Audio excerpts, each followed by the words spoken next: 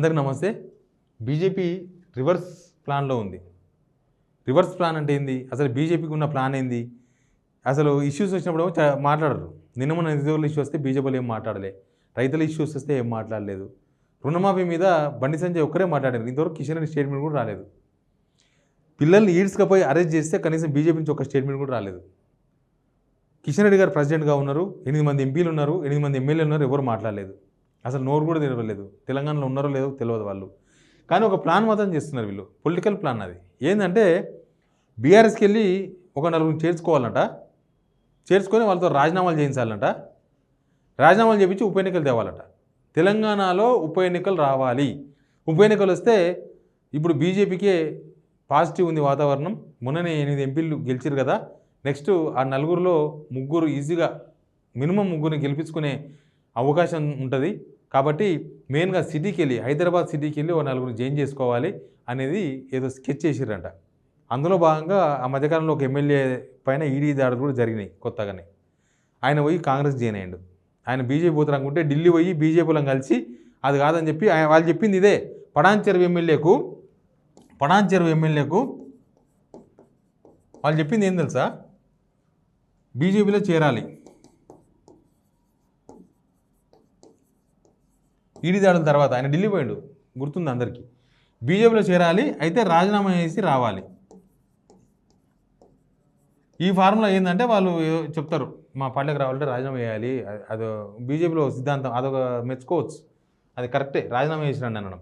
ఈ రాజీనామా చేసి రావాలంటే మనోడు ఏం చేసిన, మైనపల్లి మన పటాన్ చెరువు ఎమ్మెల్యే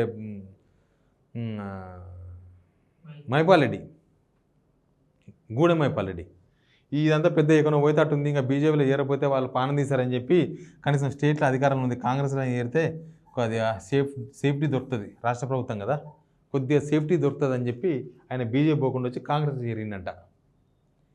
ఆ ఫార్ములా, ఈ ఫార్ములానే ఇదంతా, ఇదే ఫార్ములా. ఇంకా రేపు ఇంకా ఏ ఎమ్మెల్యేని టార్గెట్ చేస్తారో, ఎక్కడ ఈడీ దాడులు దొరుకుతాయి, సిబిఐ దాడులు తెలియదు. బట్ ఇక్కడ ఒకటి బయటపడ్డది. పటాన్ చెరువు ఎమ్మెల్యే గూడెం మైపాల్ రెడ్డి కాంగ్రెస్ దీనికి ప్రధానమైన కారణం ఏంటంటే ఆయన మీద ఈడీ దాడులు జరిగినాయి, హరీష్ రావు పోయి పరామర్శించిన అవన్నీ మనం చూసినాం కదా. ఆయన బీజేపీలో చేరాలంటే రాజీనామా చేయాలంటే వద్దు రాజీనామాలు చేసి ఇప్పుడు ఎలక్షన్స్ పోయే ప్రసక్తి లేదని చెప్పి వచ్చి కాంగ్రెస్ చేరాడు. వీళ్ళ ప్లాన్ ఏంటంటే ఇంకా ఇట్లా సిటీలో అయితే బీజేపీకి గెలిచే అవకాశం ఉంటుంది, బీజేపీకి స్కోప్ ఉంటుంది, బీజేపీ అర్బన్ ఓటర్స్ ఉంటారు బీజేపీకి.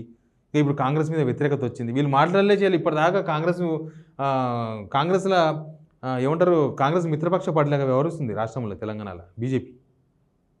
యాక్చువల్గా బీజేపీ కాంగ్రెస్కి ఆపోజిట్, కానీ ఈయన మాత్రం మిత్రపక్ష పార్టీకి అని అసూటుంది. మిత్రపక్ష పార్టీ అప్పుడప్పుడు సిపిఐ సిపిఎంలను మాట్లాడుతున్నారు. నిన్న ఈ నిరుద్యోగుల ఇష్యూ వస్తే కనీసం సిపిఎంలో ప్రెస్ నోట్ ఇచ్చారు, కనీసం ఇందిరామ్మ ఇండ్లు ఇవ్వమని అడుగుతున్నారు, 6 గ్యారెంటీ లేని అని అడుగుతున్నారు. కమ్యూనిస్ట్ పార్టీలలో అడుగుతున్నారంటే ఏదో లేఖలో గీకలో ఏదో ఒకటి రాస్తున్నారు, వీళ్ళు అవి కూడా రాస్తలేరు కదా. కమ్యూనిస్ట్ పార్టీల కన్నా అసూట్లు తయారైంది బీజేపీ ఇప్పుడు. అందుకే అంటున్నా, ఇది నడిచింది.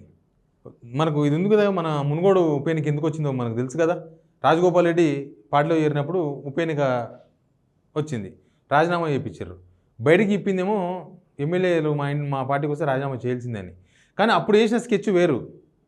అప్పుడు వాళ్ళు వేసిన స్కెచ్ ఏంటంటే బీజేపీ స్ట్రెంగ్త్ ఉంది అని చెప్పుకుని, బీజేపీ తెలంగాణలో బలోపేతంగా ఉంది అని చెప్పుకునే ప్రయత్నంలో భాగంగా ఎలక్షన్ తీసుకొచ్చారు. తర్వాత ఓడిపోయారు. ఆ ఓడిపోవడంతోనే బీజేపీ బాగా మైనస్ అయింది బీజేపీకి. రాజకీయాలు అక్కడ మారినాయి. మునుగోడు ఉప ఎన్నిక దగ్గర రాజకీయాలు చాలా మారిపోయినాయి, లేకపోతే వ్యవహారం వేరే ఉంటుండే. అసలు బీజేపీ అధికారంలోకి వచ్చేదేమో అవసరమైతే, లేకపోతే రాష్ట్రంలో ఏ పార్టీకి సరైన మెజార్టీ రాక 60 సీట్లు ఎవరికి దాటక ఒక అలయన్స్ పార్టీ ప్రభుత్వం వచ్చేదేమో.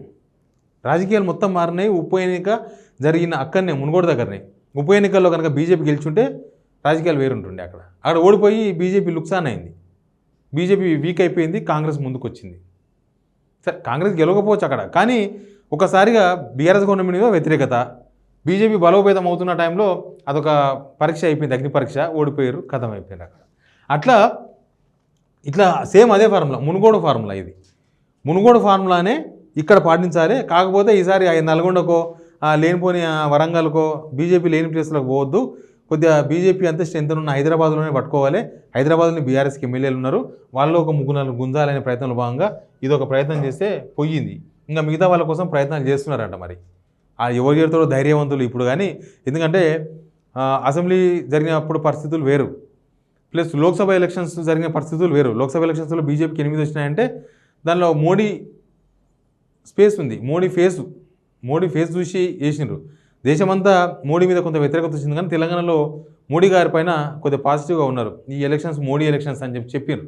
ఎక్కడ పోయినా కూడా మోడీ ఓట్లు బాగుపడ్డాయి, లేకపోతే బీజేపీకి అంత ఓట్ బ్యాంక్ పెంచుకోలేదు. బీజేపీ ఇన్ని సంవత్సరాలు 10 సంవత్సరాలు కేంద్రంలో ప్రభుత్వంలో ఉన్నది, కానీ తెలంగాణలో ఓట్ బ్యాంక్ని పెంచుకోలేకపోయింది. ఎంతసేపటికి ఆ ఎలక్షన్స్ వచ్చినప్పుడు ఏదో మాట్లాడి అప్పటిదప్పుడు కొంత టర్న్అవుట్ చేసుకోవడం తప్ప ఓటింగ్ని ఒక స్పెసిఫిక్గా ఒక ఓట్ బ్యాంకు అదంతా సంపాదించుకోలేకపోయింది. అసెంబ్లీ ఎలక్షన్స్ రేపు ఒకవేళ వీళ్ళు అన్నట్టు అసెంబ్లీ ఎలక్షన్స్ వస్తే లోక్సభ ఎలక్షన్స్ జరిగినట్టు జరగదు, ఎలక్షన్ డిఫరెంట్ ఉంటుంది. ఈవెన్ రేపు local body elections, sarpanch elections వస్తాయి కదా, అక్కడ కూడా చాలా డిఫరెంట్ ఉంటుంది ఎలక్షన్. బీజేపీకి గ్రామీణ ప్రాంతాల్లో ఏముండదు. అర్బన్లో కూడా రేపు ఒకవేళ ఎమ్మెల్యే ఎలక్షన్ వస్తే కూడా కథ వేరే ఉంటుంది. వీళ్ళు అనుకున్నంతగా ఏముండదు.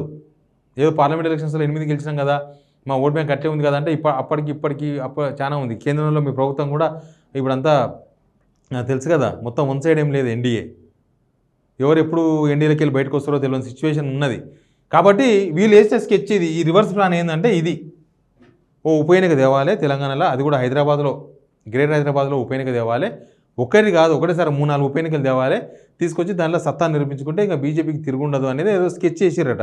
మరి అది ఎట్లా వర్కౌట్ అవుతుందో మీరు కామెంట్ రూపంలో చెప్పొచ్చు. Please subscribe signal TV.